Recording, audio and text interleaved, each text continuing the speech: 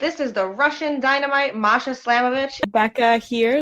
This is not America's Sweetheart, Davian. And It's Billy Starks. And the super fly guy, Trayvon Jordan. This is the fly side flyer, Jalen Brandon.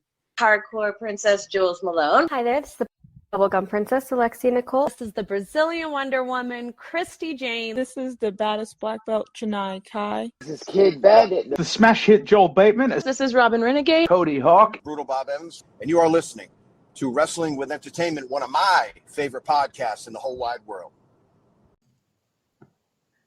Hello, and welcome to the show at Wrestling with Entertainment, the only audio experience on the web, reviewing and reviewing the latest shows from WWE, AEW, New Japan, and everything in between every Saturday, and interviewing all your favorite wrestlers every Tuesday and Wednesday on YouTube and Castbox, sponsored by World Energy and Player One Coffee. I am, of course, your host, that guy, James J., alongside the leader of Squash Squad, Kalika Young. You know what? After the last couple interviews, I can surely say that the Squash Squad is getting strong within my realm. There are more, I believe there's more members of Squash Squad than the scientific community at this point. You mean Scientology? Maybe. And the American Scooter Dust.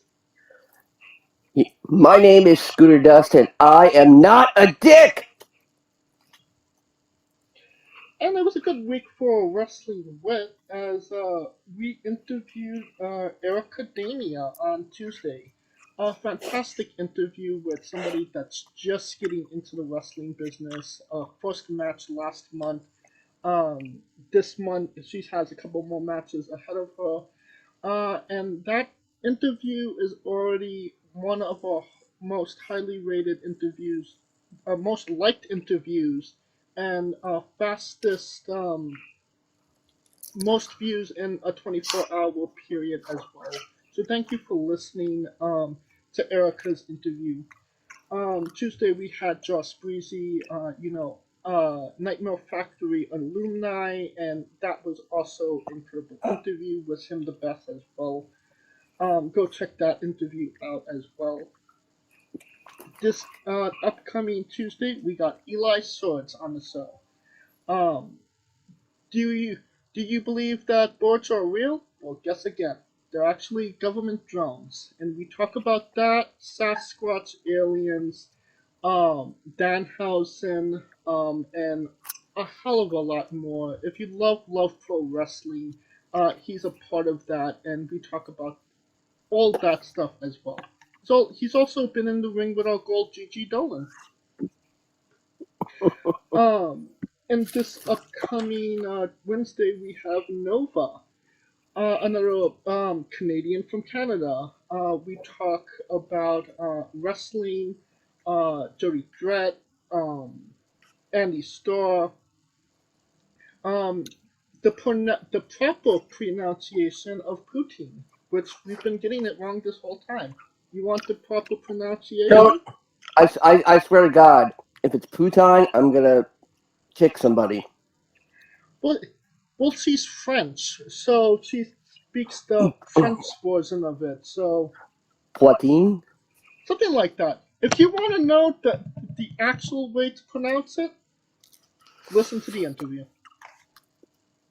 And a lot more on that interview, so much good content there. If you don't believe me, here's some clips now. Wasn't you first fed a hot dog in a match? Yeah, and at the time I was vegetarian. I believe that was during a birthday death match with BJ Laredo. And I had a few wars with BJ on Vancouver Island. But that one caught the hot dog to the mouth. When you turn around and you're trying to catch your breath and you've been beaten up for 15 minutes and all of a sudden your mouth is open and there's just a hot dog shoved down your throat. It's something you don't prepare for. I can imagine. tell us about the Stone Cold invitation? Oh, yeah, that didn't go as planned. So when I only had one take at it, because if I'm chugging beer, I'm getting wet. So I want to be dry for my take, right? I want it to look like I'm only doing it one time. Anyways, I think I poured both beer way too close to my face, where I basically just drowned myself in beer and it went up my nose. I think I played it off very well, but I definitely didn't do it properly. I should have practiced like a day or so before. Will we see, a rehash of that going down the line? Yeah, I think so. I'll do it at some point, and I'll definitely plan on holding the beer a little further away from my face next time. All right. When is this? On the 7th, we got Mars the Specialist. On the 14th, we got AJ Kazana, and on the 15th, we got Joe Kazana. So yeah, father and son in the same week. That's awesome. All right. It's time for news, and we are wrestling with the news. And it was a great day for wrestling, as earlier this week, Jay Briscoe's daughters were released from the hospital. Still not able to walk as of this recording, but it is still a good step in the right direction. No, guys? Well, absolutely, without a doubt. Uh,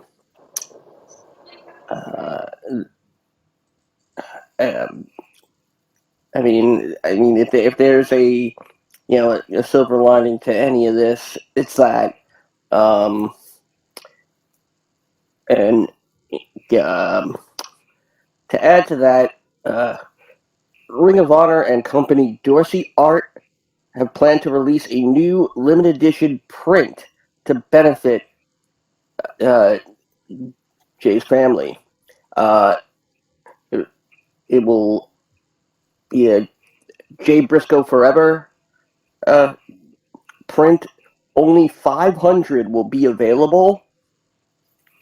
And the print is priced at $25. 100% of the profits going to the family. They went on sale at 1 p.m. on the day of this recording. I don't think there are any left. Checking right now.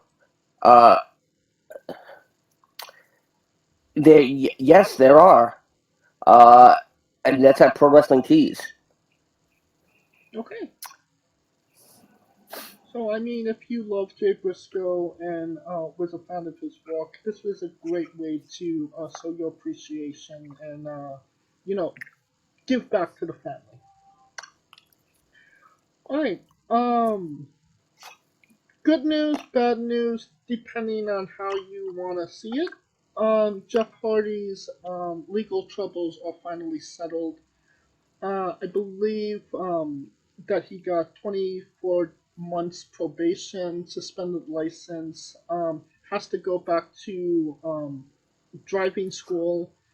Some of the things I could remember. But I mean, nothing was said about pro wrestling, if he's going to come back, if he's not going to come back, if he should come back. Scooter, is this a good thing for his career, a bad thing for his career? Should he stay away? What are your thoughts on Jeff Hardy? Well, at this point, and again, I make no effort to conceal the fact that I am an addict. I do not hide that. And that's what Jeff is. Jeff is an addict. And the one real major thing that addicts are told before they do anything is to separate yourself from the trigger that would cause you to fall into your addiction. And that's pro wrestling here.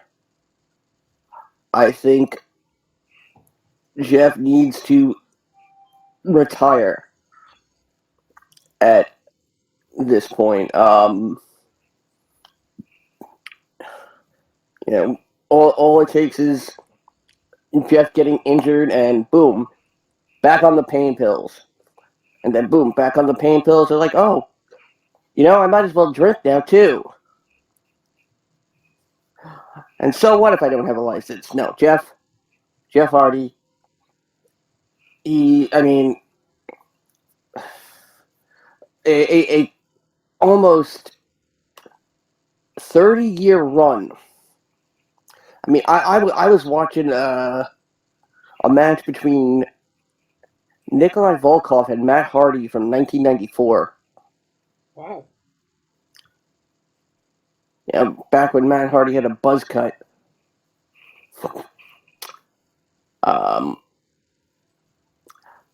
And maybe there's one or two moments or two accomplishments that Jeff will miss out on, that he won't get a chance to fulfill. But at the same time, he also has many other achievements, especially, because I think Jeff and Matt, aside and I'm not including X-Pac in this because that was planned. Matt and Jeff are really the examples, are really only examples of how enhancement talent could go from being an enhancement talent all the way to the top of the industry. Yeah. Now, Jeff and all his stuff, all his accomplishments in wrestling will not be forgotten. Will some of his mistakes not be forgotten? Yeah. Some the mistakes, they never go away. But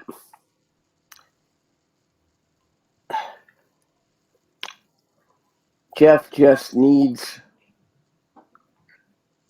to focus on living one day at a time. Forget about seeing us in the future. Just try to get to tomorrow. Kaliko, what are your thoughts on Jeff Hardy, finishing up some legal issues?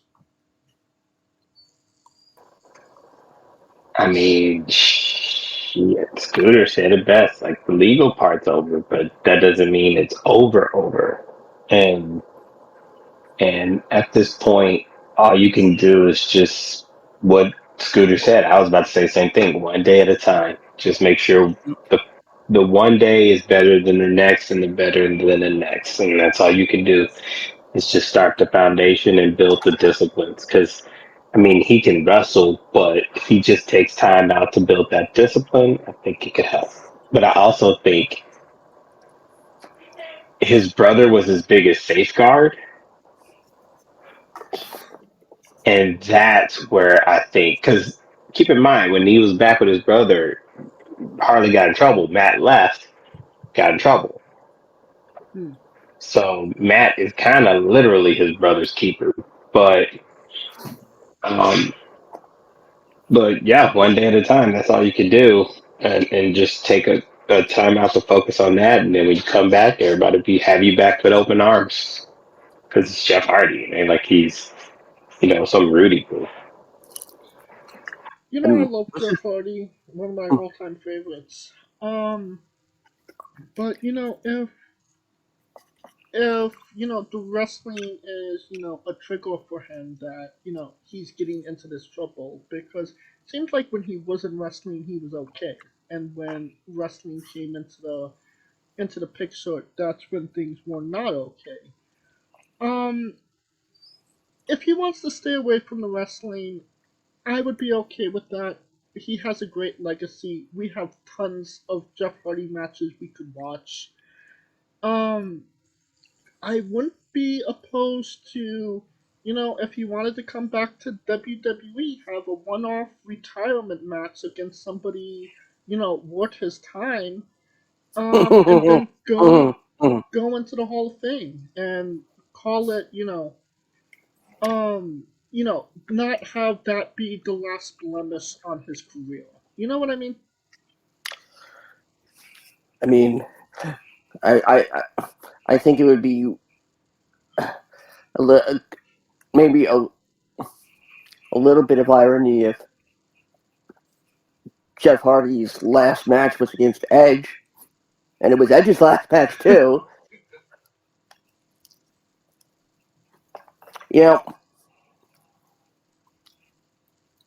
Back around the time when Jeff had his run with the World Heavyweight title, and which, by the way, that wouldn't have happened without Freddie Prinze Jr. Right. A part of me always thought that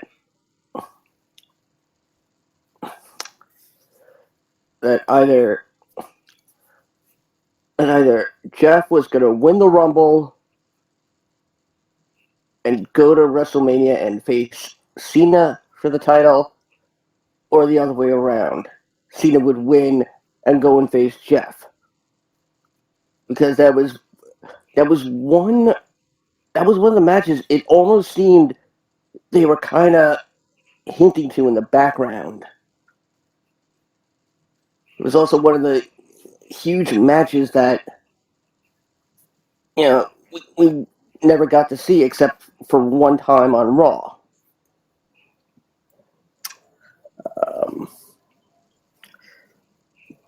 So, I mean, who knows at this point? Another who knows at this point situation is Kenny Omega's contract is coming up. It was reported, rumor and innuendo, that it's sometime now, but that it may have some rollover because he was injured for 9 months. So it could be until November. So what are your thoughts on Kenny Omega potentially leaving AEW now or in November? Kaliko? That motherfucker ain't leaving. He ain't leaving.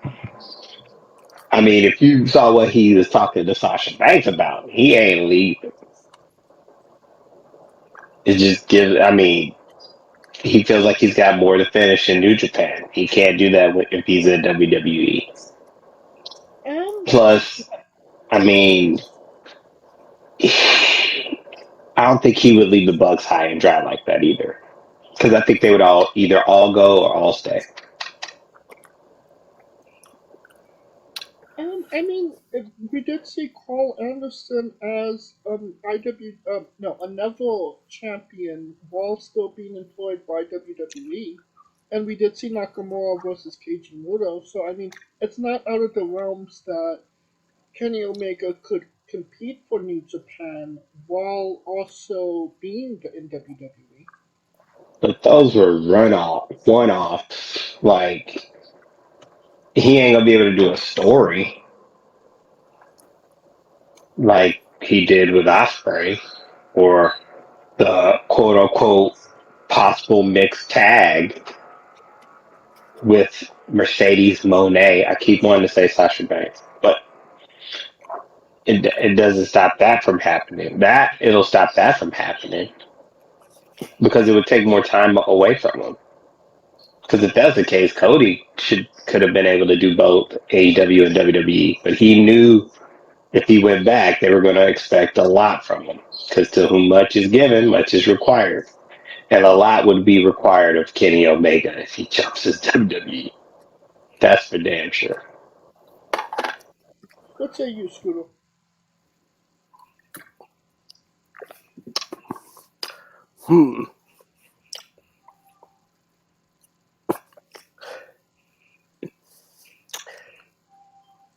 Do we? It seems like we we talk about this every week now. I mean, if Kenny goes, for the shit, I forgot how I was going to phrase this. If Kenny leaves AEW and does end up in the WWE, it's gonna be his, it's gonna be on his terms. I'm not here because I need you. I'm here because I've done everything else. Right.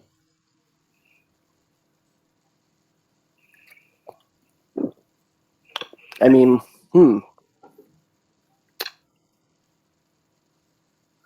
Could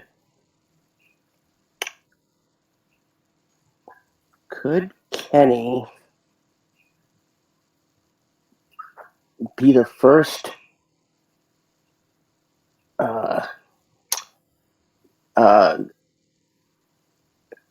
quadruple promotion Grand Slam champion?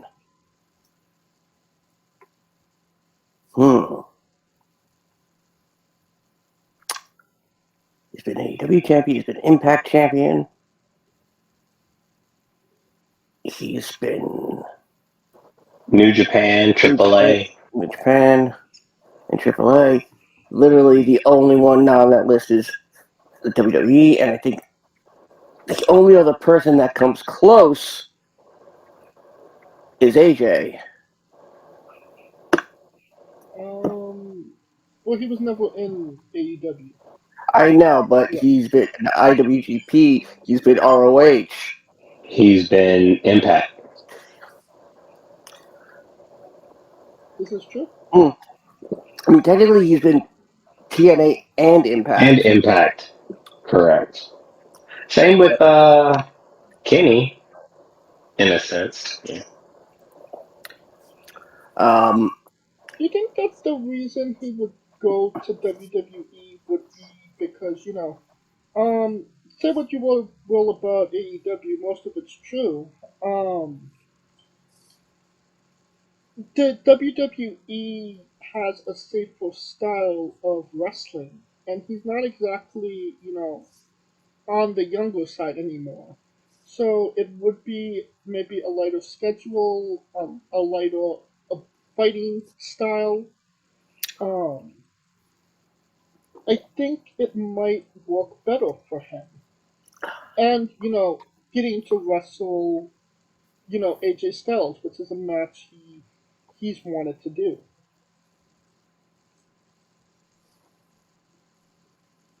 You know what I mean?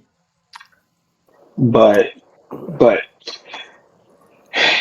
you can only do so many V triggers, and then that's one. Two,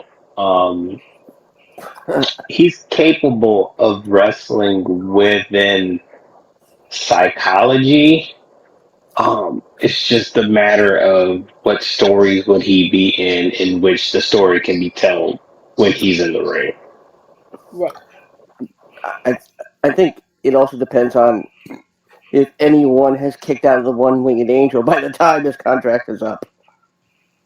Oh, nobody's kicking out of the One-Winged Angel. If he goes to WWE, somebody for damn sure is kicking out of him. I can probably tell you somebody from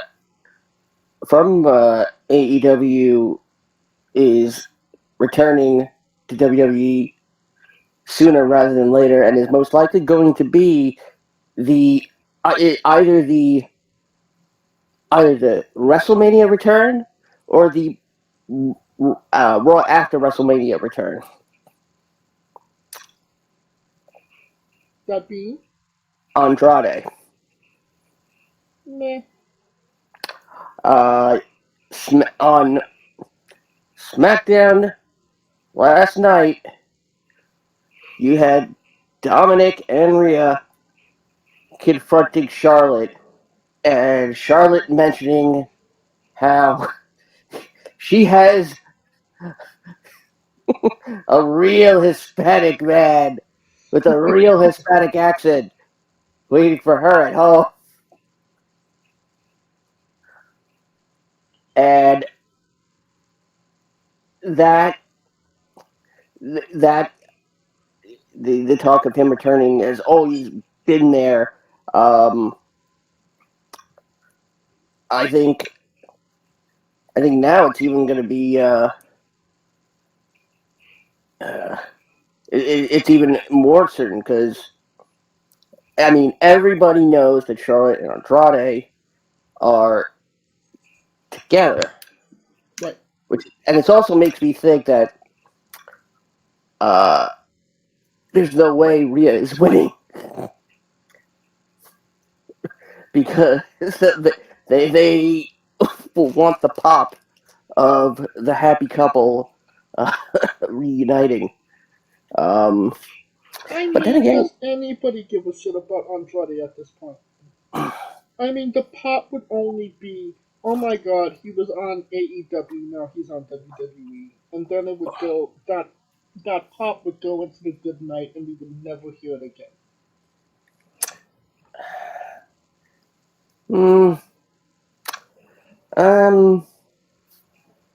I'm not exact. I am. Essentially, you'd be giving that money for one pop and to make Charlotte happy. That's what he said. That's about it. And speaking of Charlotte, happy birthday, Ric Flair. So yeah, we have better, Hispanic wrestlers on WWE TV that could work and could actually cut a promo. I mean, Santos Escobar has far exceeded anything that Andrade did in WWE, especially on the main roster. And I mean, if they give Angel Garza a shot, he's got some work to him. And I mean Dominic. Dominic is, at some point, he's going to be up there. That's Death Row Dominic to you, sir. Ex-con Dom. I don't like Ex-Con Dom. I like Death Row Dom better. It sounds like Ex-con Von Dom. Well, I mean, Ex-con Dom is more family-friendly than Death Row Dom. Really? Ex-condom? Yeah, that don't sound right. At least Death Row, you know. You can't have What? death in somebody's in a nickname or name. Okay, yay. Then we can stop calling Moxley's stupid butterfly suplex a Death Rider. In WWE, I mean, we don't. But he never did a butterfly suplex. No, I mean, Karrion Kross was Killer Kross. You can't have killer or death in your name. Well, I mean, Karrion actually has a much more disgusting connotation to it. Yeah, true. I mean, I get your point, but they call him Ex-Con Don, I call him Death Row Don. I mean, then by that reasoning, why don't we have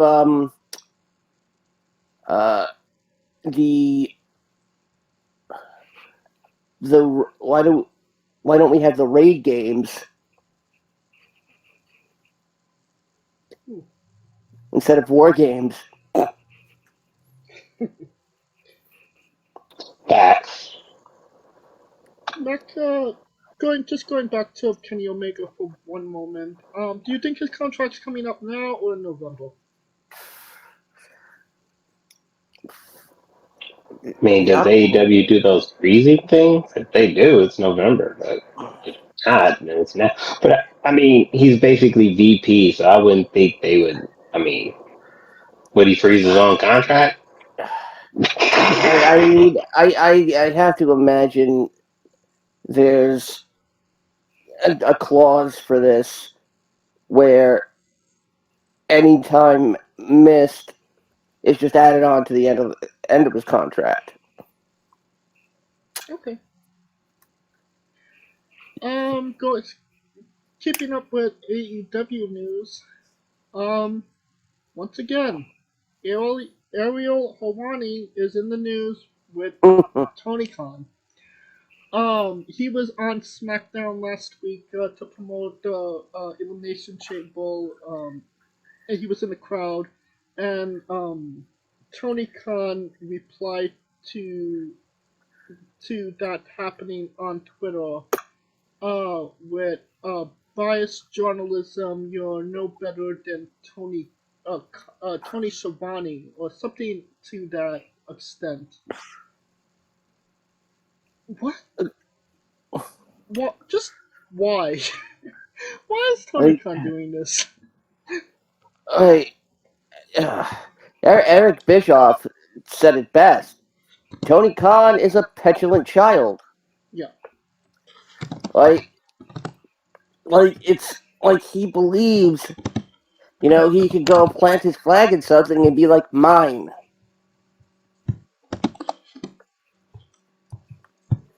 Like, so what if Ariel Helwani is in the crowd? He's also Canadian and from Montreal. How about Tony? How about you do an event in Montreal and invite him in? I mean, you went to Toronto and didn't invite him. Did the feud start before that happened? I can't remember.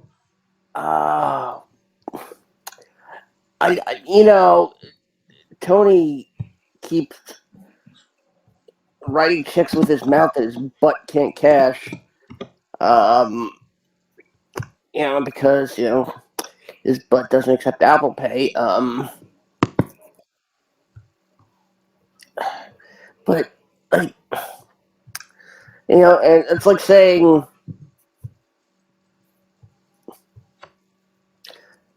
it's like it's a,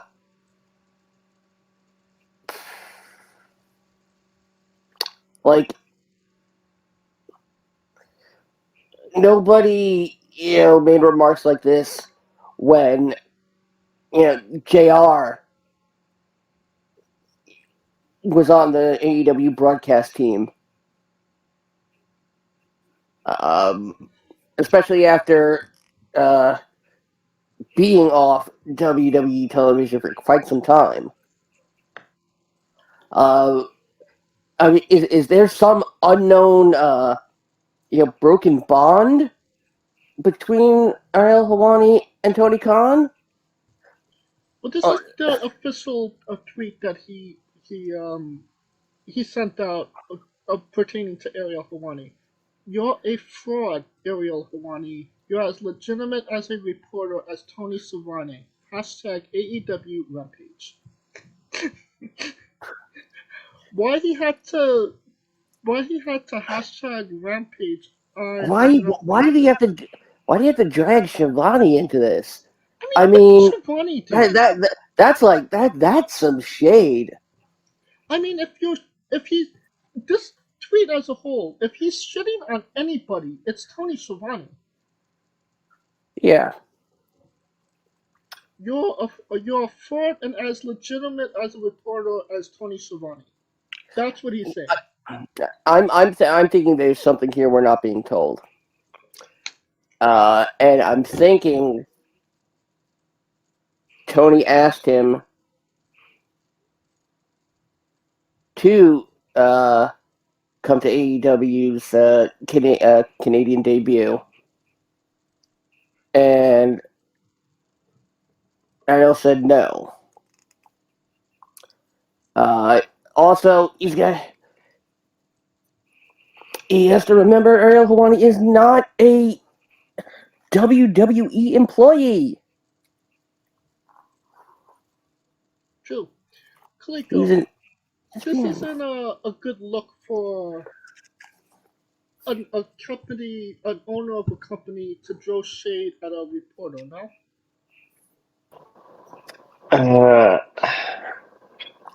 I mean, considering Ariel done had beef with literally everybody, I mean, what, ESPN, UFC, I mean, this is no different under his belt, but I mean, for Tony, it's very petulant a little bit. I don't see how anyone could defend this, especially considering it was a one night only. It wasn't like oh yeah, I'm with the WWE for good. It was one night only. He was on But Elimination Chamber the next day, but just as a spectator, he didn't have any involvement. yeah, that's my point. It was a one night only work, but I mean, the one thing that you should know as an owner, never let them see you sweat, because just flip the script and think if this was Vince McMahon doing it, what everyone else would be saying. And if you know what your answer would be, then you can say the same about Tony. I mean, Plain and simple. I mean, Vince McMahon would have given this guy the time of day to begin with. He's never been one to show him that, but what's the phrase? Let him not. Don't let him show that it's working on you or something like that. Don't let him see you sweat. Don't let him see you sweat.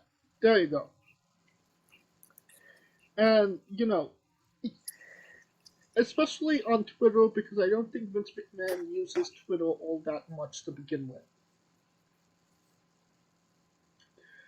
And you know what? Props to Michael Cole on the Elimination Chamber. Best line of the night. That's Ariel Helwani, an unbiased journalist who asks the hard questions. You don't have to answer, but he'll ask them. Yeah. Alright, talking about unbiased journalism. The Wrestling Observer.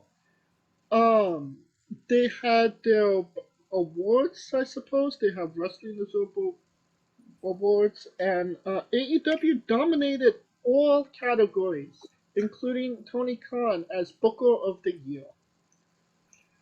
Kaliko, your thoughts on Tony Khan as Booker of the Year? What the fuck did he book? Like, I'm just asking. I mean, I mean, I'm assuming this is based off last year. What did he book? Catering. Other than having AEW literally in the same three cities, which is basically Vegas, Jacksonville, and Chicago. They had it in New York. They were in New York like for a month. Like I said.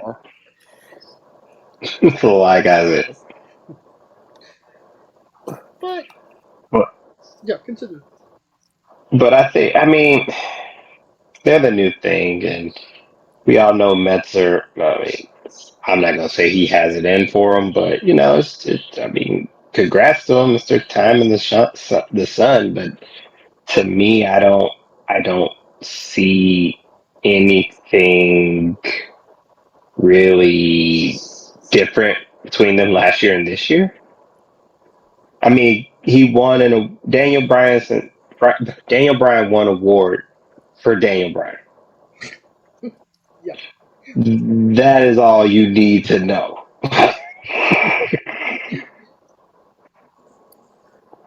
Ugh, just fucking A. Scooter?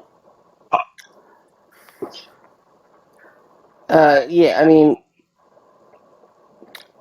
why? Why does it have to? You know what? I can't understand this. So I can't wrap my head around it. I mean, when the top team in your company is calling their finisher the Meltzer driver. Yep.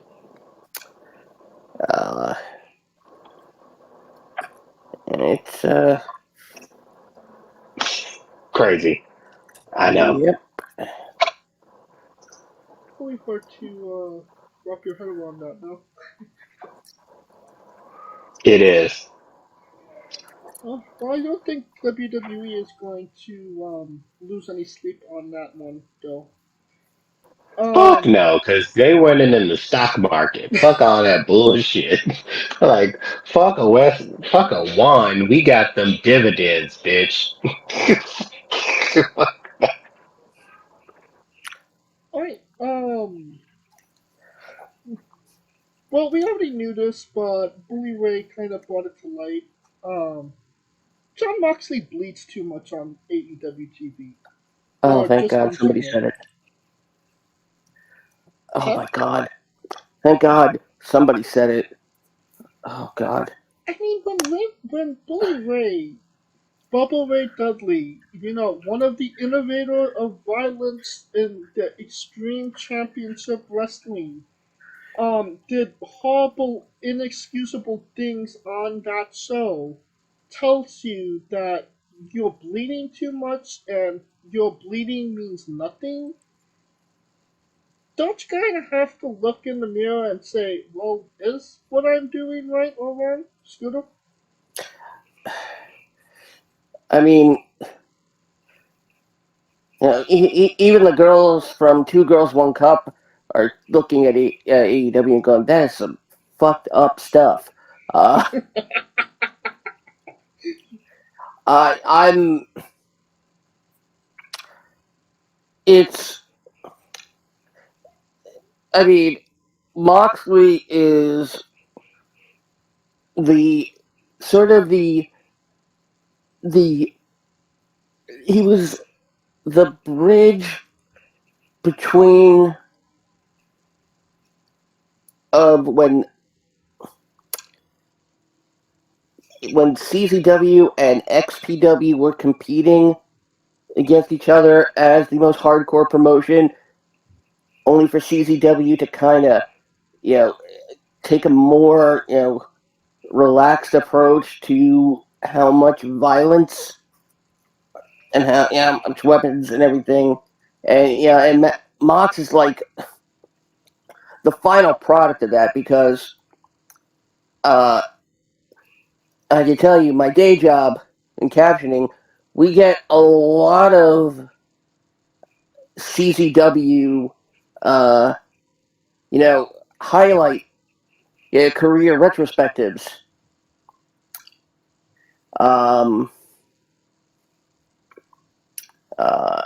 Did one the other day on Leo Rush. Leo Rush? Leo Rush, yeah. Oh, sure.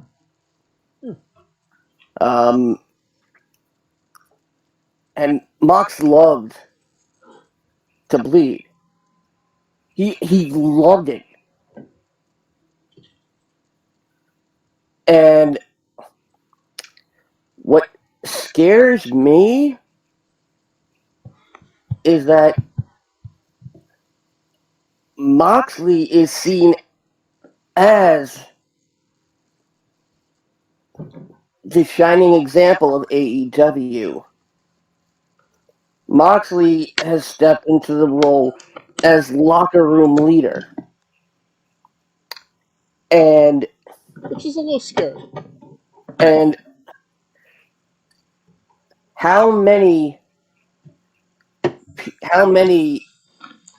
are going to say, even if they didn't want to, that, all right, I want to impress Mox. I want to bleed like a stuck pig. Example, this past Wednesday on Dynamite, you know, Evil Uno in the main event, first of all, but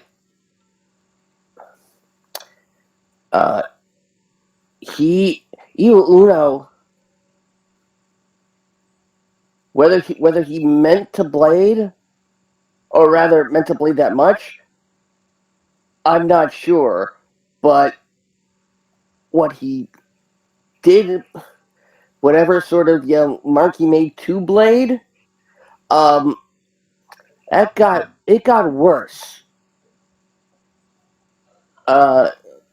It was to a point where I'm wondering, okay, stop the goddamn match. He's gonna drown in his own blood. That's how much he was bleeding. Yeah. And when you could say, "Oh, I bled more than Jon Moxley in a match against Jon Moxley," there's a problem. And this sets a really bad example, even though Mox is a really stand-up human being. And all it takes for this to backfire, because it's blood is one of the selling points of AEW. Let's be honest. You're not wrong. All it takes. Well, you know what? Let's go back to No Mercy 2005. Undertaker against Randy Orton and Bob Orton Jr. in a handicap casket match. Bob Orton's bleeding all over the place. Afterwards, we find out he has freaking hepatitis. Yeah. He had hepatitis before, not after, and it was such a controversy to the point where Bob won RKO later that week, and Bob Orton Jr. was never seen on WWE television again. So, it takes one person with a blood-borne pathogen to not just put the entire locker room in danger, but the fans as well. Like, we're in this post-pandemic world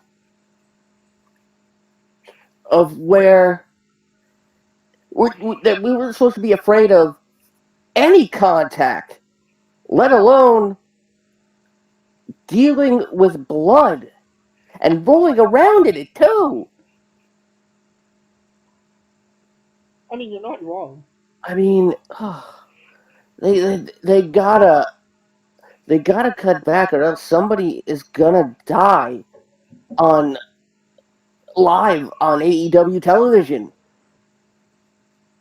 and it's gonna be because they either cut too deep, or who knows, maybe someone. Do we know if anybody on the roster is a hemophiliac? I mean, not that I know of. It's all these things that have to be taken into account. Right. Oh, man.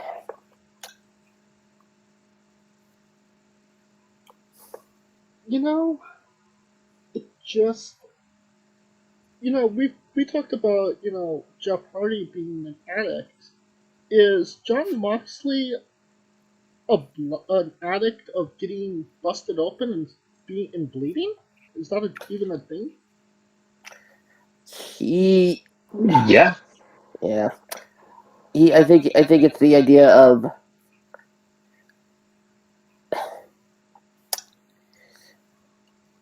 I think it's a lot more personal with Moxley than we realize.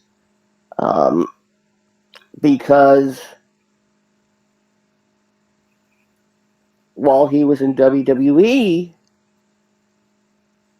he got over and he rarely bled. He wasn't allowed to bleed.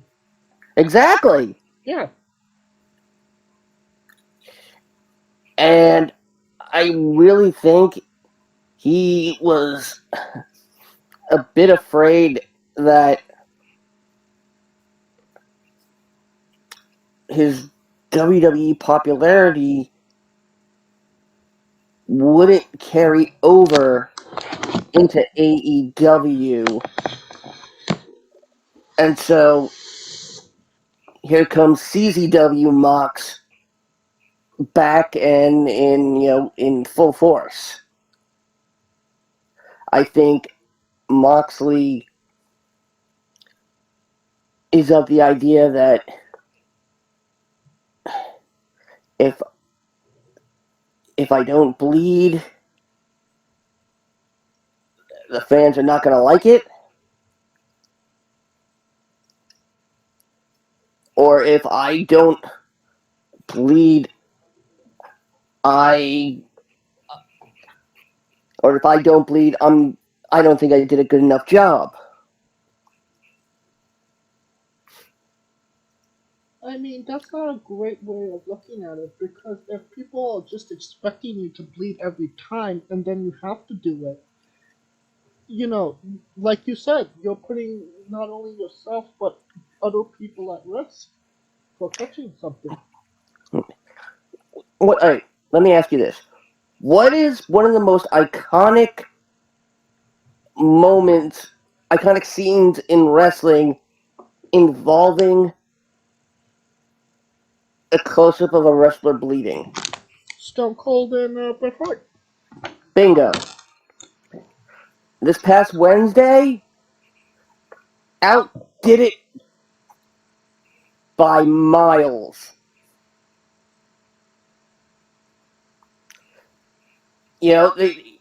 I'm surprised Uno didn't pop an artery. But, that's apples and oranges at this point. It's not, I don't see that as the same thing. Oh. See, that's why I have fruit punch. Best of both worlds. Is, squash in that? Now, everybody knows squash goes in fruit salad. Yeah, good. We're eating it right now. Wow, nothing from Kaliko. Is he still here? No, I'm still here, but I was waiting on you to say, I was waiting on you to go, what do you think, Kaliko? Well, what do you think, Kaliko? Well, oh, gosh. I know, right? Yeah, I mean, how do you follow But, that? well, I mean, the problem with AEW is that they bleed. The bleeding is not for a reason, right? Like usually when people bleed, it's because it's a reason, right? It's like Austin bleeding in that match because it was the end of a storyline that lasted like 8 months, right? And it got to a point where it was beyond the wrestling.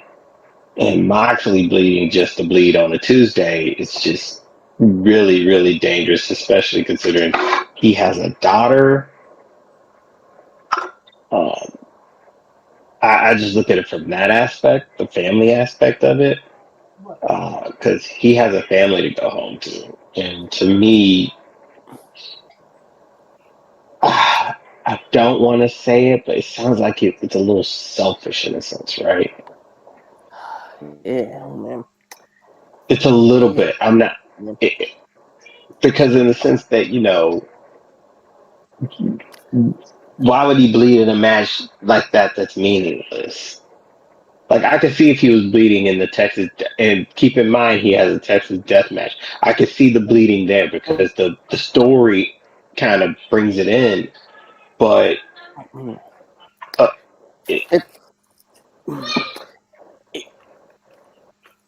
One, it depends if it's a true Texas death match, which in a Texas death match, there shouldn't be any bleeding to begin with, because a Texas death match is you get the pinfall or submission, and you either have a 10 count, anywhere from 10 seconds to 60 seconds to get back up. And if you get back up, the match continues. But Moxley also, when he announced the match, he just said Texas Death. Mm-hmm. Yeah. He didn't say match. Everybody on Reddit was waiting for him to add that word.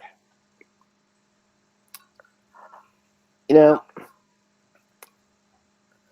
it's and I hate to say this, so knock on wood, but it's almost like he has a death wish.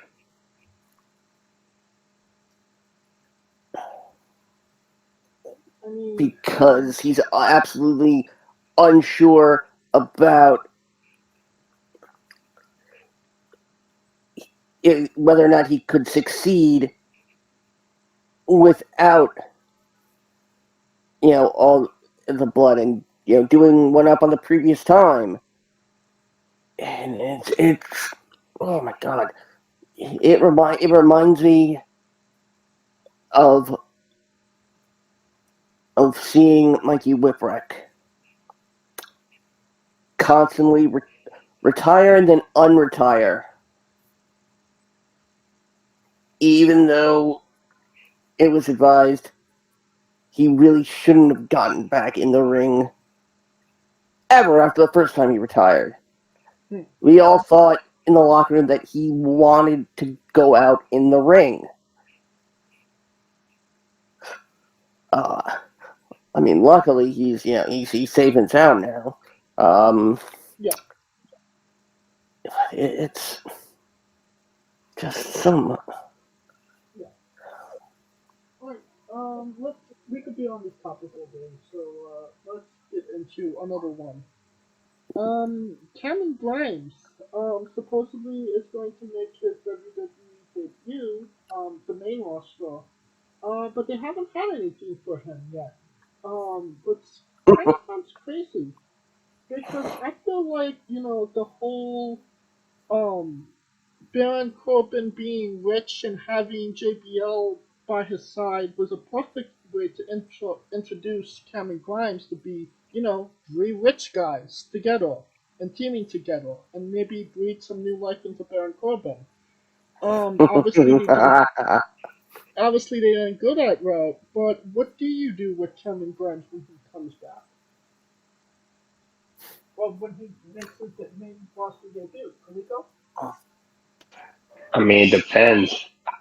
He's a solid hand. Personally, I think the fact that they don't have none for him is not good. The best time to pull him up was after the LA Knight feud, because he was over like Rover. That was like 3 years ago. Was it? That was like a year ago. At least 2. Yeah, it was 20. It was just before 2.0 began. It was a while ago, but yeah. But does nobody realize that that Cameron has been in front of us this entire time? Are you referring to Uncle Howdy? Yes. Oh, God, no. That's a complete waste of Cameron Grimes. I mean, is it though? I mean, a man with the resources, that Cameron supposedly has, plus his connection back to the Hardys. What does the Hardys have to do with Bray Wyatt? Really, James? Oh, yeah, that's right. He was his tag team partner. Okay. And the Wyatt family compound match. Yeah. And the Hardy compound match. And the compound match. And the dilapidated catamaran. Vanguard won. From that night, Vanguard lost. The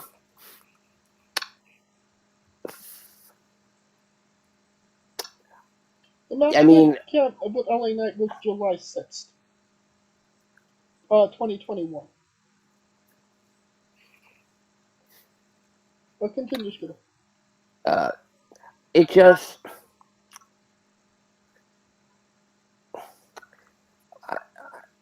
I don't know if I could buy Bo Dallas as Captain Howdy.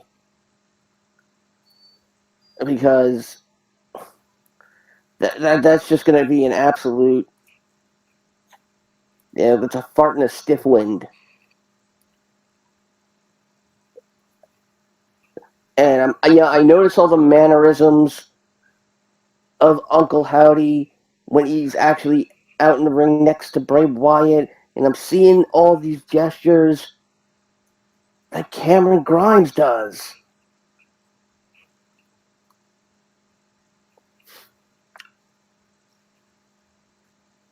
What say you, Khalifa?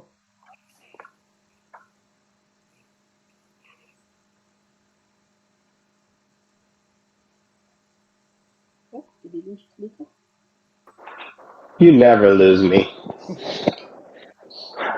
I mean, to me, Cameron has to come as Cameron. He can't be Uncle Howdy. He's like I said, he's a solid dude. He let him have his own name.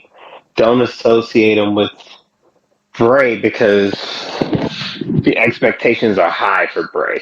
Like right now, Bray coming back is like a boomer bust because the assumption is that Vince didn't know what he was doing when he let Bray go. So now it's Bray's back. And now it's on Bray to get Bray over. I don't think that pressure should be on Cameron Grimes as Uncle Howdy or anywhere near associated with it. If he's masked, maybe that's cool, but allow him to flourish under his own shine, if that makes sense. Yeah. Speaking of shining, Mercedes Moné won the IWGP Women's Championship against Kyrie. I believe it was last Saturday. Yeah. So Moné is now an IWGP champion. Your thoughts, Khalifa? Not gonna lie, I didn't see that shit coming. I mean, I kind of thought it was like, okay, a one-off, but guess I guess not. And it's interesting. Um, I will say this: her outfit really ingratiated the Japanese culture and a certain Japanese wrestler we lost too soon. So at least she's starting out on the right foot. Um, to me, the biggest hurdle is going to be the language barrier hurdle because let's face it, she's from Boston / LA and she ain't speaking goddamn Japanese.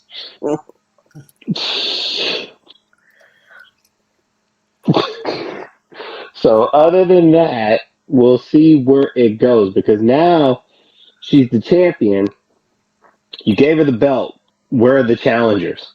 Because it's a newly formulated division with a newly formulated belt. So now you got to find newly formulated challengers. Right.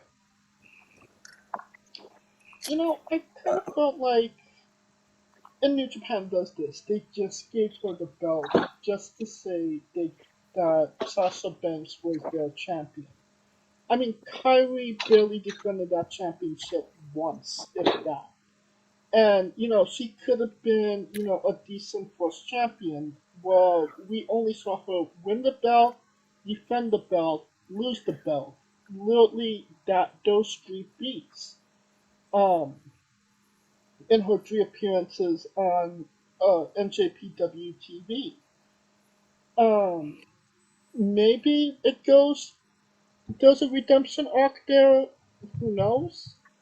Um, but yeah, and maybe they don't have Monet for that long of time. So, they're just getting it in now, so, she could maybe put somebody over at the end of this.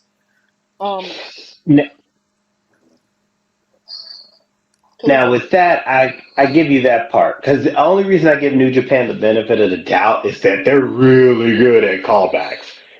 They'll call that bitch, and they might not call it back immediately, but eventually they'll call that bitch back, and and Kyrie will get the get back. You see what I'm saying? Right. So I give New Japan the benefit of the doubt in that regard. Um, However, Rio had the AEW title longer than Kyrie had the IWGP title, and I have the art, and Kyrie's a way better marketing wrestler than Rio. That we could agree on. Scooter, any thoughts on Big deal. what? And now a quick word from our sponsors.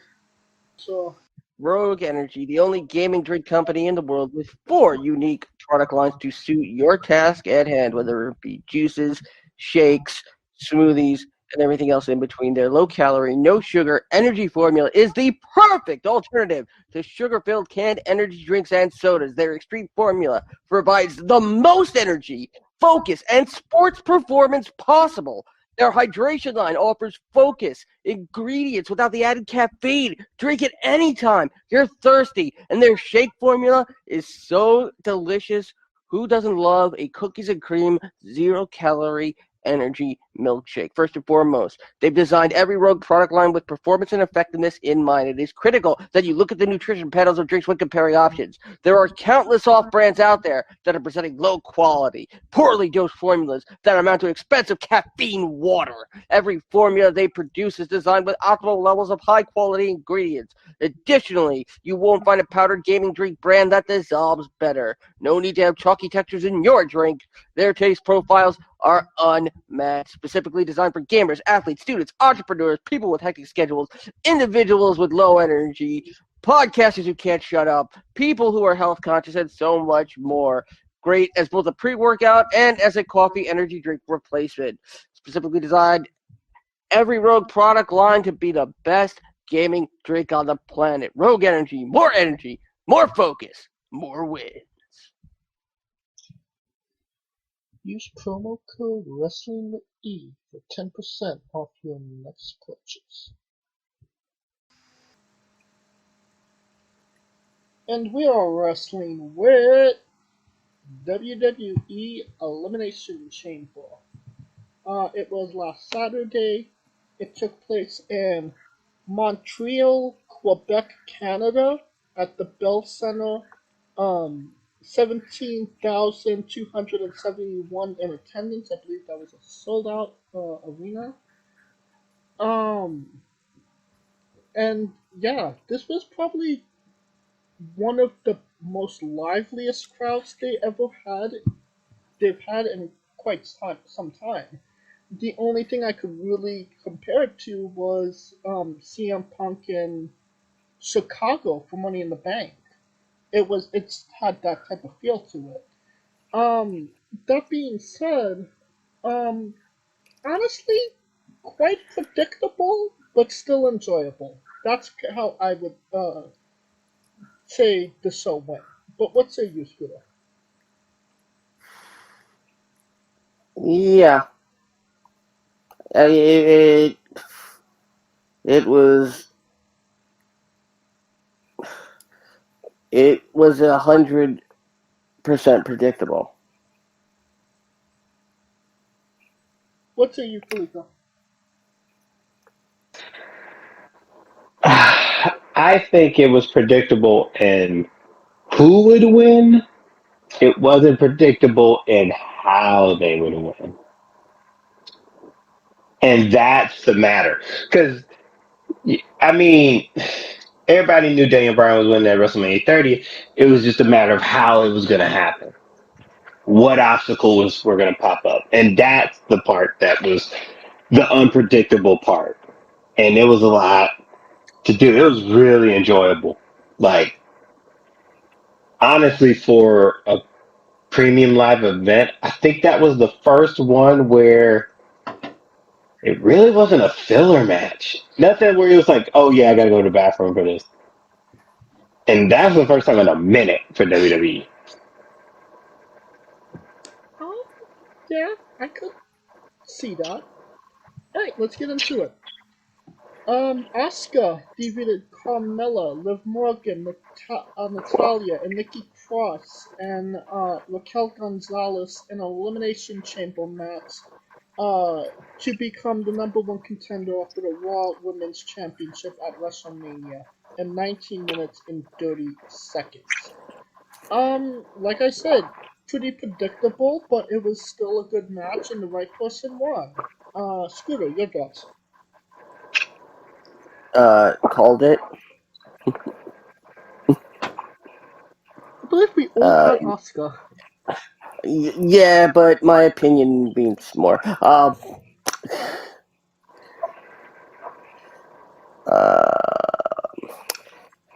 mean, what else can you say aside from this really was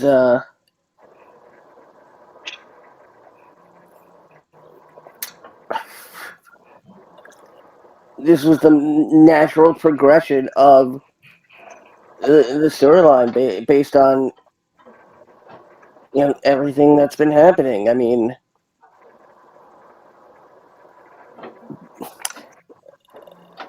Bianca spent a lot of the year on the side of Alexa Bliss and Asuka.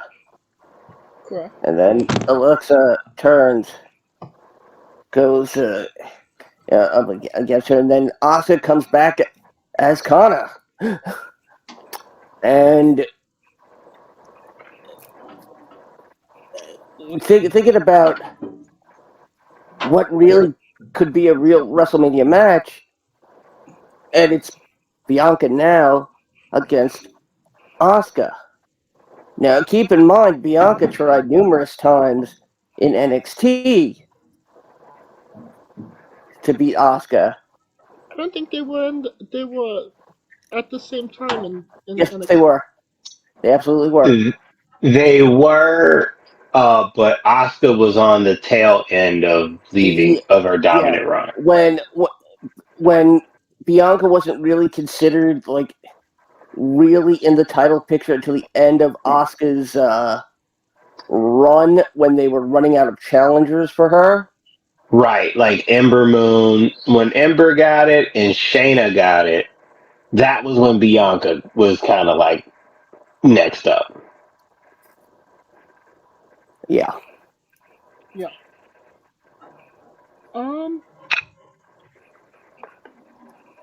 Yeah. And Kaliko, your thoughts on the match?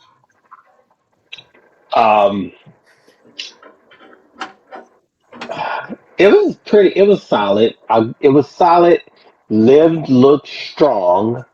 Liv looked good, just in her attire to begin with. I mean, yeah, she looks good, but she looked strong in the sense that she didn't tap; she passed out. So I thought that was a good way of protecting her from the loss. It doesn't take any damage from her. Carmella had a hell of a showing. If you had told me Carmella would have lasted longer than Raquel Gonzalez, I would have said you smoking crack. I believe Raquel was the. No, she wasn't the last. She No, was it second was to last. Carmella. Yeah. So I mean, and to me, it it it made sense. I mean, Oscar winning made sense because Bianca is coming off as this dominant champion, and she needs to go through. She went through the people where we thought she would win, right? Now she's going through the people where it's a little in doubt. Like Alexa may not have been in doubt as much, but Asuka is damn sure in doubt. And Asuka is looking for the one thing that she didn't get, a WrestleMania victory. Yeah. So it is. I like the story because now it's Asuka trying to get redemption from losing, and considering that her losses were to Charlotte, which I guess is Charlotte, but Rhea Ripley, which is one of those new generation chicks that were popping off a couple years ago. I think she's gonna have an extra little oomph in her preparation and match, if you will. This has a chance to be a show stealing match Oh yeah. because it's a contrast of strength versus striking in a sense. She might be the EST, but she might not be ready for Asuka. Oh my god! And then when freaking Asuka was spitting up blue blood like little Buddha style, I was like, oh shit, she about this life, fam. She ready to kamikaze for this bitch.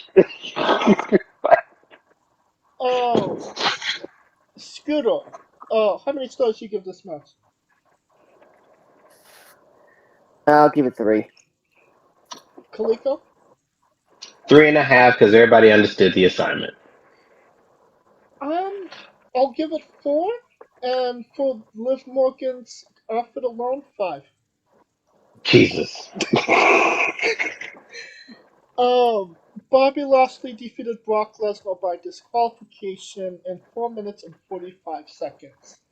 They're kind of throwing us a curveball with almost challenging Lesnar at Mania, but there's no way this doesn't go to WrestleMania. Lesnar and Lashley, right, Scooter?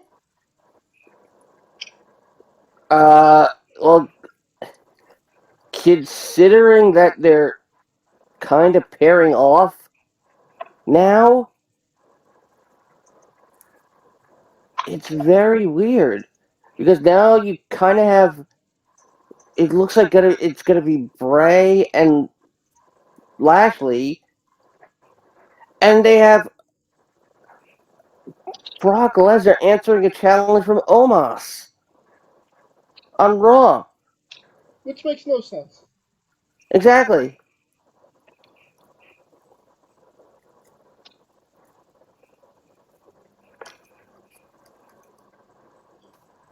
Well, I mean, we could talk about the match. What did you think about the match, even though it lasted, what, 4 minutes?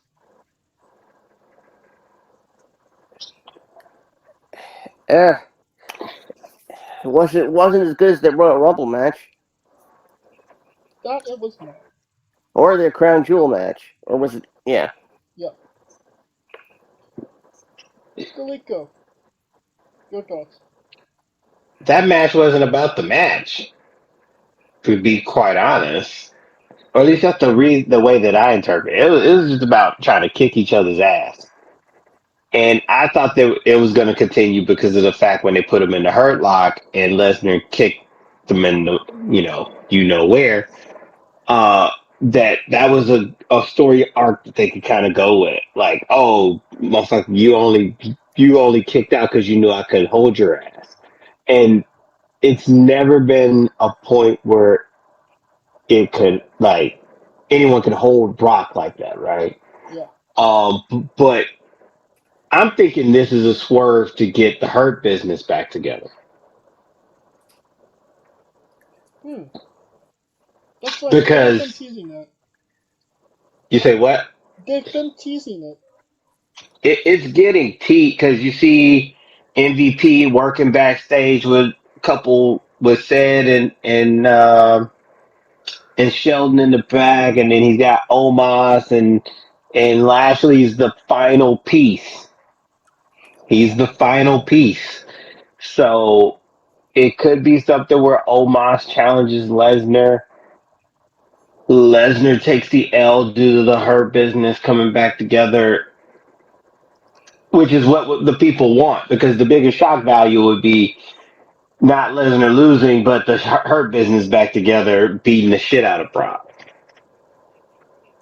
And it gives them something to start off with. So let's say they beat the shit out of Brock at Mania. It kind of gives them this platform to try to run roughshod on the Raw side, depending on how this bloodline thing goes. Scooter, how many stars would you give this one?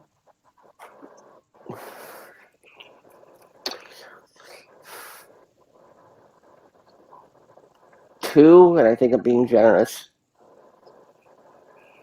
Kaliko?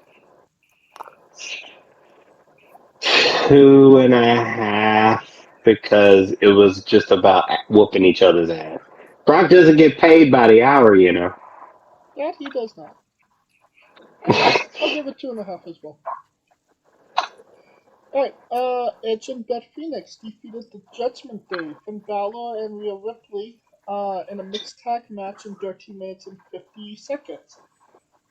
This did exactly what it needed to do. Be the feel-good Montreal moment that everybody wanted it to be. Except it wasn't the Montreal moment everybody wanted. Oh, well, it's the one they That got, is damn it. so goddamn true. That is so goddamn true. Scooter, your thoughts on the match? I mean, there's really nothing else you could say. This was cut and dry from the beginning. I mean, would it have been a little bit more interesting if Ray and Dominic were involved and Ray refused to actually wrestle his son? And yet Edge and Beth could still pull out the victory?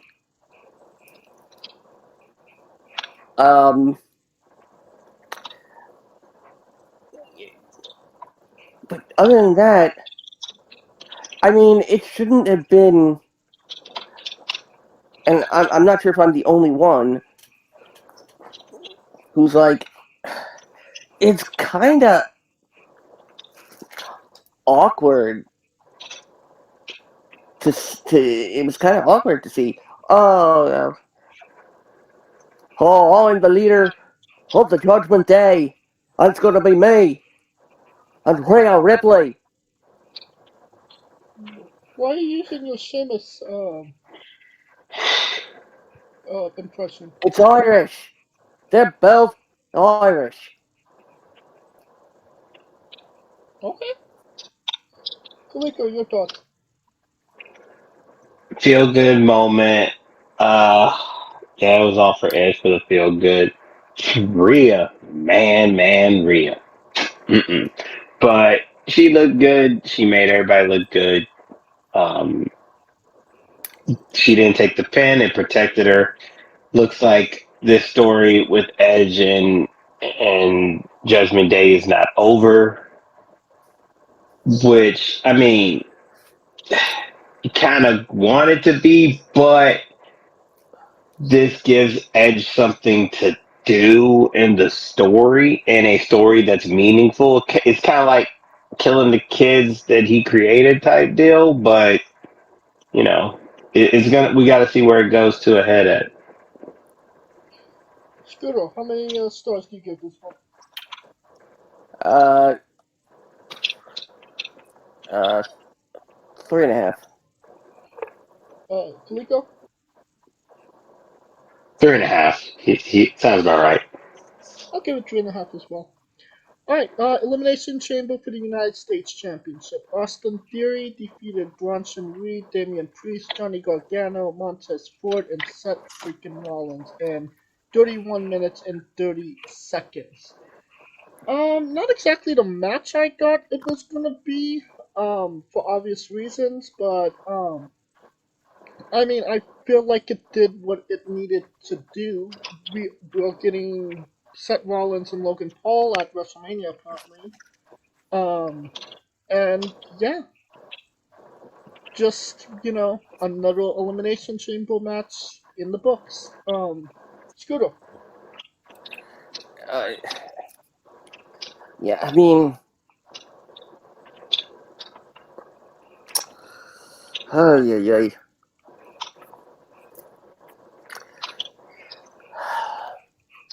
I'm of the belief that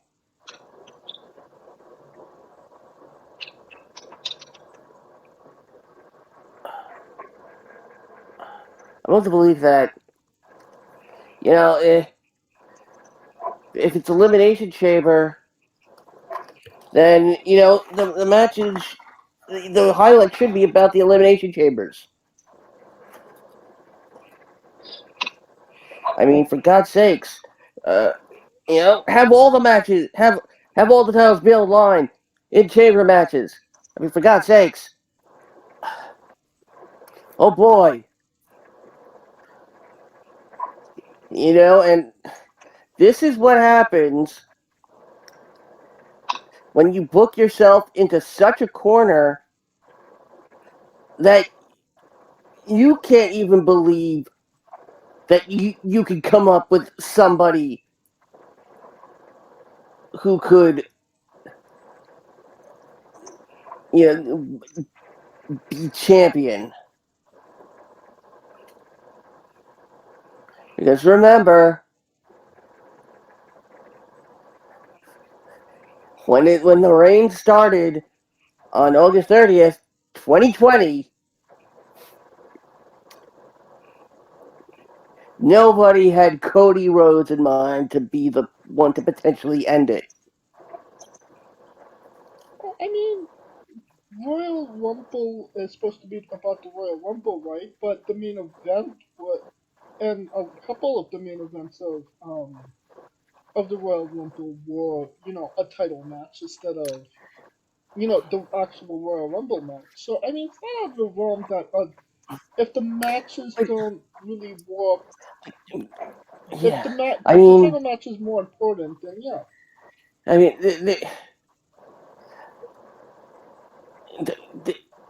the U.S. title should never have been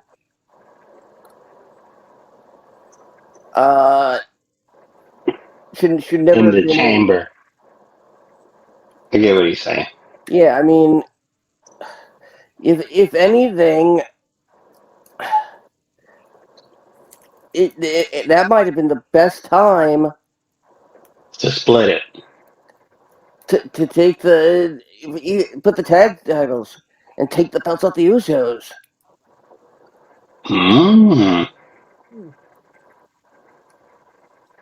I mean, yeah, they're now having their problems, but they're still champions. Like back in the day, this would be cause for them to vacate the titles. I mean, but he did show up for the match that he was scheduled to have, so. But I get what you mean. They just needed an elimination chamber match, cut and dry.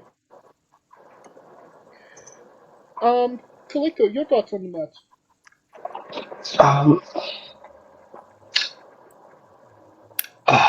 Montez Ford showed his ass off in this match. He was definitely one of the breakout stars of that match. the Seth Rollins Logan Paul thing is a nice little punch to set up the WrestleMania match. And it helps Theory because he beats Seth. Helps Seth because he could say, "Hey, this motherfucker came in and did whatever." And to Scooter's point, man, they fucked that up last year when it was title for title, one to take all. I was like, "Oh shit, here we go," because either we were gonna be stuck with it was a lose lose either way. Either Brock was gonna have all the belts or Roman was gonna have all the belts. It was a lose lose either way. It's a catch-22. I just kind of wish that Lashley got the rematch, but okay, whatever. You know what I mean? Because that would have been a better way to get the Hurt Business back together to be like, hey, Lashley's the champion. Let's keep our brother the champion. Ta-da! But but hey, I don't know this shit. But overall, back to the original point, yeah, it was a solid match. It was solid. It did what it was supposed to do with some good spots, and Ford showed up. So, Scooter, you're how many stars? Yes, 3.5. Kalika? 4. I'll give it 3.5 as well. All right, and now the main event, the match everybody wanted to see, the undisputed WWE Universal Championship match. Roman Reigns retained by defeating Sami Zayn in 32 minutes and 20 seconds. It's funny how the the title match was longer than the two Elimination Chamber matches, but I digress. Um, but yeah, it was everything it needed to be. Roman was completely hated. Everybody was behind Sammy. It was a CM Punk in Chicago type feel. Um, without the rioting because they're Canadian, so they're too polite for that. And yeah, just solid. Did what it needed to do. Didn't offend the fans. Didn't make them want Sammy more than they already did, which is a plus because obviously we're going in the direction of Cody. Um, but yeah, just those were my thoughts. What say you, Scooter? This was, it was, it was, it was great. I mean,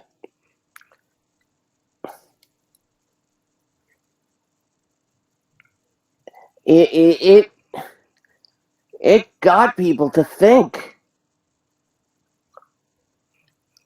Like, can Sammy, this scrawny guy who could barely get over anywhere else after spending so many months with the bloodline, could be seen as having learned so much from him that he's using it against him and making Sammy look like a legit threat. And to me,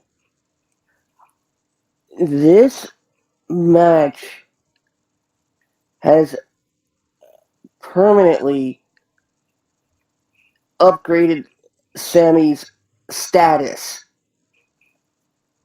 as a top of the card star, even main eventer.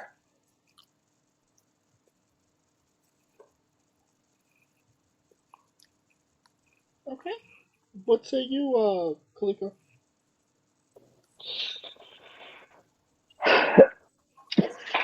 from a storytelling point, This and this is in the match only. From a storytelling point, this match is the match of the year. And it's because it made Roman look vulnerable. It made him, because the arc with Roman was that, yeah, he was hated, but you could also see like disappointment in his face that he felt betrayed by Sammy. You know what I'm saying? Right. And it's getting to the point where the king is going to end up alone because his emotions were getting the best of him, and that's why it was great, and that's why I gave Sammy the puncher's chance, because it wasn't Roman the wrestler that was in question. It was Roman the man and his emotions that needed to be in check, and he's never had to deal with in years. I'd say, what, the Shield broke up 10 years ago? 2000. Damn near 10 years ago? Yeah, So, May 2014. yeah, so he's never had to deal with that betrayal. And to be quite honest, even when he left, even when the Shield turned on, when Seth turned on, he never dealt with it. But this was different because it was family. And it felt like, and I know people might give me flack for this. You know how like when you have it felt like Christopher Columbus coming in and fucking up the Samoans. It felt that way. And it felt like the chief of his tribe was disappointed that he allowed it to happen. And he was willing to do anything to get over, to get through it. And Sammy, for all intents and purposes, took full on advantage and damn near got the win. But and I'll tell you how it gave me the Pocahontas. That's what I was gonna. It gave me the Pocahontas vibes, because you remember when he was about to smack him with that chair and Jay popped in and saved him. Yeah. That was Pocahontas vibes, yo. That was like some Pocahontas John Smith shit. straight the fuck up. And it worked. Wait, so you're calling Jay Pocahontas? Jay's Pocahontas. So Jay is the 14-year-old girl that he wants to marry. Pretty much, but but but it worked. It was like there's not going to be another match on this year's docket that will deal with the psychology and the storytelling of this match. Point blank, period. I mean, we're still soon So in the year, but yeah, I could definitely agree with that. and then Owens comes out so yeah, this thing was just everything it was supposed to be and then some. Like I was sitting at home, like on my couch, like, oh shit, Jay with the Pocahontas save. Then his brother comes out with the fuck it, I'm gonna beat that ass. So I was all on it. I was on it. It was hooked. I was hooked. Scooter, how many stars do you give this one?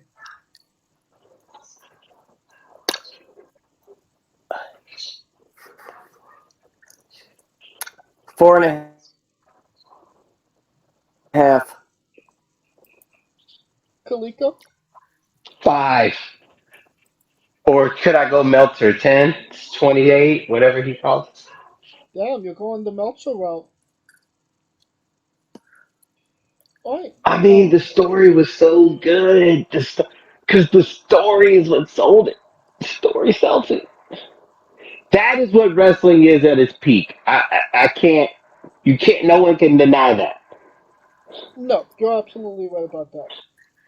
I'll give it 4.5. It would have been 5 if Sammy won. Yep. Fuck out of here. Sammy won. Bro, I thought Sammy was going to win. I dead ass. Dead ass, I thought he was going to win. He No, kicked out of that spear. I was like, oh shit, he might. And I told y'all that. I was like, it's because the arrogance of Roman. And you could tell when he lost, when he got the pin and he looked at Sammy after the match, you could see the disappointment in his face. Like, motherfucker, I trusted you. But no, And this is what you do to me. we talked about this after we were off air. I mean, you wanted to take a flight down to Montreal to watch that match. No shit. Passport, bro. I mean, I knew that Sammy wasn't gonna win. I don't think a lot of people thought that he. I mean, some people thought he should win, obviously, but I don't think a lot of people felt he was going to, for obvious reasons. But no, if he would have.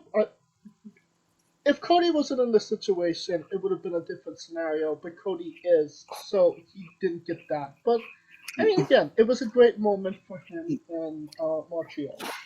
You know what this reminded me of? Hold on, because I have to take a look at where... Okay. This reminded me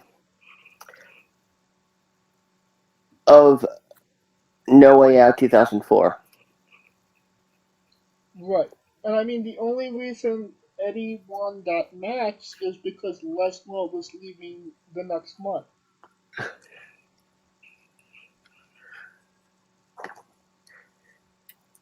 Yep. Roman's not going. Damn it, Roman. All you have to do is leave. Seems like that's what it's going to take nowadays. Alright, the show as a whole. Thumbs up, thumbs down, thumbs in the middle. Scudo.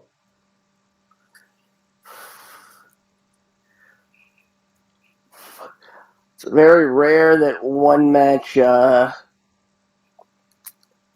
can sway my opinion. Thumbs up. Kaliko.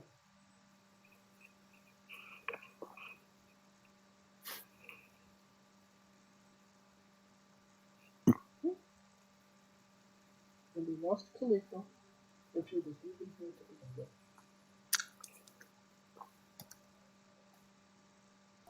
I said thumbs up. God damn it, I'm sitting here talking to myself.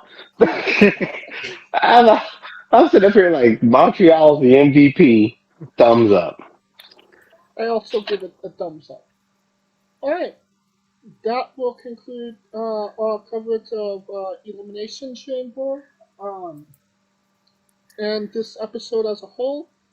I think next week is AEW, right? Yeah, it's on the 5th. Yeah. So we'll have a preview of all things blood and guts. I mean AEW. Oh. You sure it's not ICU? Yes. Sponsored by nothing. Sponsored by ER. Sponsored by Clotting. I mean, they should get a fucking sponsorship from Band-Aid. Oh yeah. Yeah. For the blood Red Cross. Yeah, the Red Cross. The United Blood Bank Association of America. There you Thanks go. Thanks for letting us to use this blood that you were storing for people that actually needed it in our wrestling matches. Yeah. For real. The Red Cross. No shit. The Red Cross presents AEW ICU. I see. You know how they say spell I cup. No, well here it's ICU bleed. I know ICU bleed live. Hypothetically speaking, how many quarts of blood do you think Jon Moxley could have donated from just the amount of bleeding that he's bled? Well, considering that the average human being is filled with 10 pints, 10 pints? which would make that 10 gallons? No, I'm just. two and a half quarts. Yeah, he could be like owner of the year. 1.25 gallons.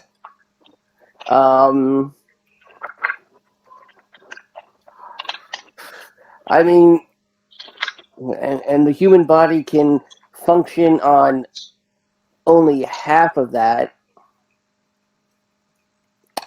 So I'd say, yeah, he'll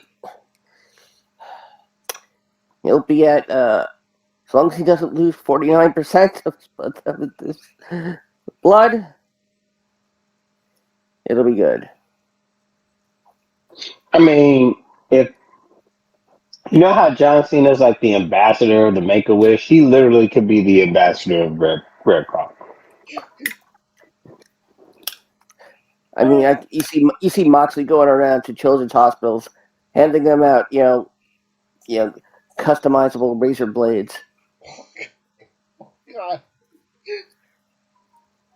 Make a death wish. Or we'll put you in a Death Rider. The Make a Death Wish Foundation. Oh God! No. Oh no!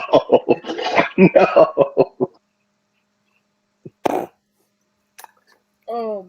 Thank you for listening.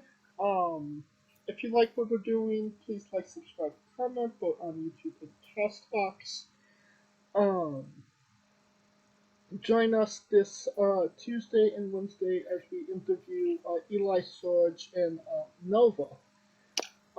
Follow us at Wrestling with E both on Twitter and Instagram for information on who we're interviewing, when we're interviewing them, links to those interviews, and so much more. You can follow me personally at JamesShay993. Where can we find Kaliko? I'm Kaliko. That's where you'll find me. That's about it. That's all I got after the Make a Death. Nobody remembers the skit from In Living Color?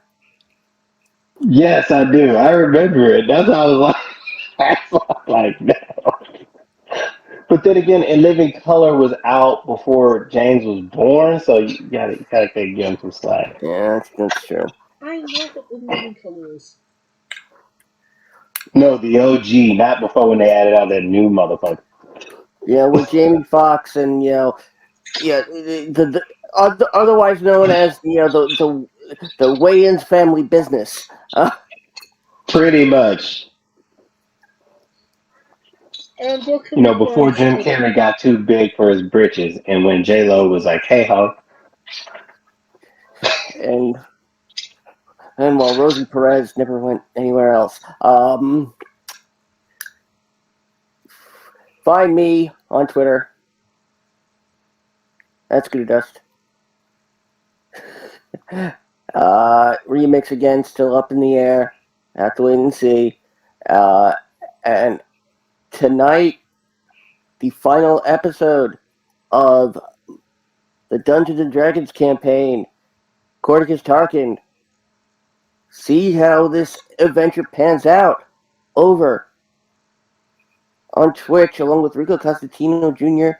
and the rest of the Smoking Dragons clan, twitch.tv/Smoking Dragons. Also, special announced crossover show with both campaigns being ran by the Smoking Dragons on March 1st.